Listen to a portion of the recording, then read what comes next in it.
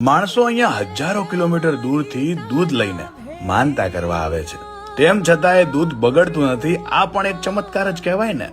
વાત કરવી છે સતાપર વાળી મોમાઈની, માં ઓરડી વાળી માતાની.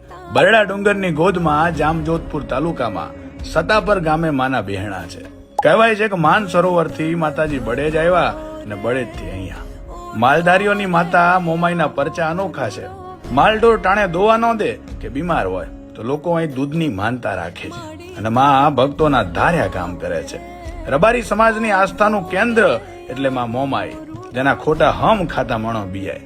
હાલ અહીંયા ભુવા હતા, શ્રી અમરા હતા, માતાજીની સેવા પૂજા કરી રહ્યા છે. એના છોરુના દુખી જોઈ દોડી આવતી આઈ, ખટકે ખબરો લેતી મારી હતા પરની મોમાઈ, મારી ઓરડી વાળી આઈ.